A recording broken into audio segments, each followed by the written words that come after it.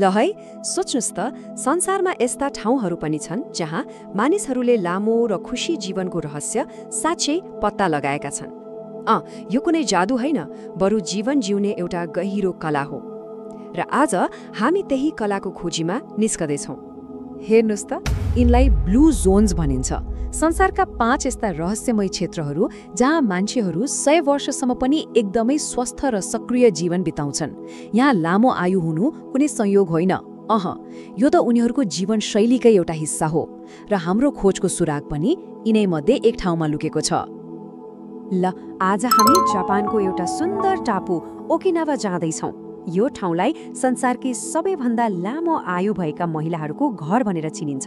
तर कुरा त्यति मात्र होइन, यहाँ त खुशी र सन्तुष्टिको एउटा गहिरो रहस्य पनि लुकेको छ। एकछिन सोच्नुस् त, यहाँ हरेक 1 लाख मानिसमा 50 जनाभन्दा बढी त 100 वर्ष नागेका छन्। यो विश्वको औसतभन्दा कैयौं गुना बढी हो। र यो कुनै जेनेटिक चमत्कार मात्रै होइन, यहाँको जीवनशैलीमै केही त खास कुरा छ। त्यसो भए के होला त उनीहरूको रहस्य? के उनीहरूको खानपानमा केही छ? के समुदायमा वा जीवनलाई हेर्ने उनीहरूको दृष्टिकोण नै फरक छ? ल आउनुहोस्, हामीसँगै मेरेर यो रहस्यको पर्दाफास गरौँ। ओकिनावाको यो लामो आयुको रहस्यको केन्द्रमा एउटा एकदमै शक्तिशाली जापानी अवधारणा छ, जसलाई इकिगाई भनिन्छ। र सुन्नुहोस्, यो केवल एउटा शब्द मात्रै होइन, यो त जीवन जिउने एउटा दर्शन नै हो। अब इकिगाईको शाब्दिक अर्थ त बाँच्नुको कारण भन्ने हुन्छ, तर यसको भाव त्योभन्दा धेरै गहिरो छ। लेखक हेक्टर गार्सियाले यसलाई अझै सुन्दर तरिकाले भन्छन्, इकिगाई त्यो कुरा हो जसले हामीलाई हरेक बिहान ओछ्यानबाट उठ्न उत्साहित बनाउँछ, दिनको सुरुवात गर्न एउटा जोस दिन्छ। तर यहाँनिर एउटा ठूलो भ्रम छ है। धेरैले, खास गरी पश्चिमा संस्कृतिमा, इकिगाईलाई करियर वा पैसा कमाउनेसँग मात्रै जोडेर लिन्छन्। तर होइन, वास्तविक इकिगाई त्योभन्दा धेरै फराकिलो र साँच्चै अर्थपूर्ण छ। जापानमा त इकिगाई ठुल्ठुला उपलब्धिहरूमा होइन, बरु दैनिक जीवनका साना साना कुराहरूमा भेटिन्छ। सोच्नुस् त, आफ्नो बगैँचामा फुलेको फूल देखेर मनै खुसी हुनु, साथीहरूसँग बसेर गफ गर्दै चिया पिउनु, वा आफ्ना नाति नातिनालाई कथा सुनाउनु। हो, यस्तै साधारण पलहरूले नै त हो जीवनलाई अर्थ दिने। तर हेर्नुस्, इकिगाई एक्लै फल्न फुल्न सक्दैन। यसलाई एउटा सहयोगी वातावरण चाहिन्छ, एउटा इकोसिस्टम। र ओकिनावामा त्यो इकोसिस्टम भनेको उनीहरूको जीवनशैली, स्वस्थ बानीहरू र गहिरो सामाजिक सम्बन्धहरूले बनेको छ। ल आउनुहोस्, अब यी तत्त्वहरूलाई अझ नजिकबाट निहालौँ। पहिलो तत्त्व हो हाराहाचिबु। यो भनेको के हो भने, पेट 80% भरिएपछि खान छोड्नुहोस्। यो केवल डाइटिङ गर्नु वा कम खानु मात्रै होइन नि, यो त आफ्नो शरीरको सङ्केत सुन्नु हो, सचेत भएर खानु हो। यसो गर्दा के हुन्छ, पाचन प्रणालीलाई आराम मिल्छ, शरीर हल्का हुन्छ।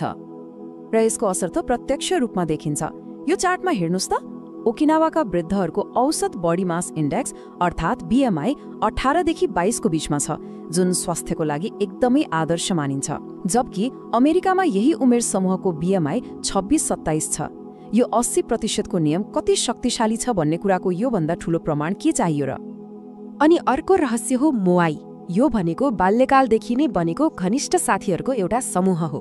उनीहरूले जीवनभर एक अर्कालाई सामाजिक, आर्थिक अनि भावनात्मक सहारा दिन्छन्। यो त एक किसिमको सामाजिक सुरक्षा कवच जस्तै हो, जसले जीवनमा आउने हरेक आँधी बेहरीबाट जोगाउँछ। 77 वर्षीय क्लाजुको मन्नाको यो भनाइले मोआईको शक्तिलाई कति सुन्दर ढङ्गले बताउँछ।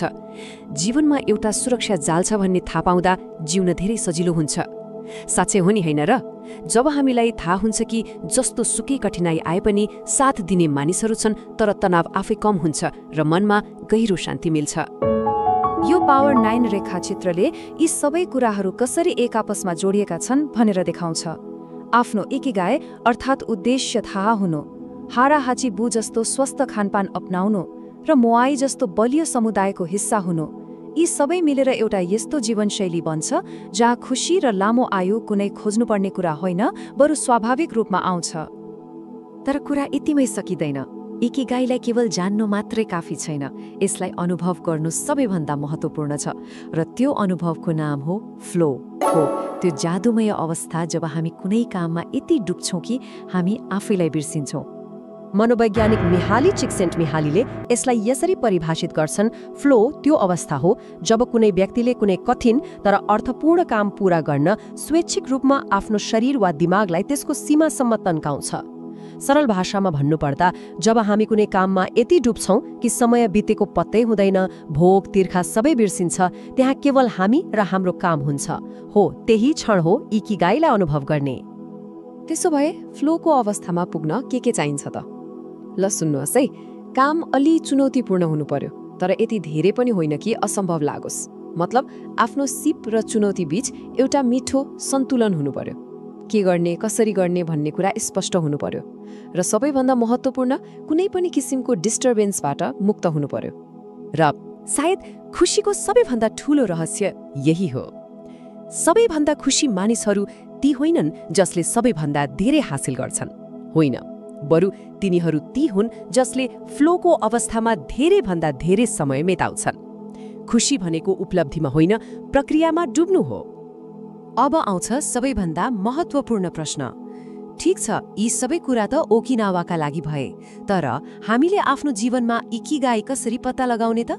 किनभने यो रहस्य केवल ओकिनावावासीहरूको लागि मात्र होइन, यो हामी सबैको लागि हो।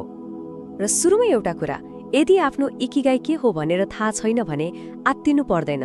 यो एकदमै सामान्य हो, किनकि पहिलो कदम भनेको उत्तर पाउनु होइन, पहिलो कदम भनेको खोजी सुरु गर्नु हो। यात्रा नै महत्त्वपूर्ण छ। यहाँ एउटा एकदमै व्यावहारिक अभ्यास छ, 15 दिने इकिगाई डायरी। के गर्ने? सजिलो छ। हरेक रात त्यो दिन सबैभन्दा रमाइलो लागेका 3 कुरा लेख्ने अनि आफ्नो ऊर्जा सबैभन्दा बैखेर फालेका 3 कुरा पनि लेख्ने। 15 दिनपछि ती पानाहरू पल्टाएर हेर्ने र त्यहाँ देखिने ढाँचाहरू खोज्ने। विश्वास गर्नुहोस्, त्यहाँबाट केही न केही सङ्केत अवश्य मिल्नेछ।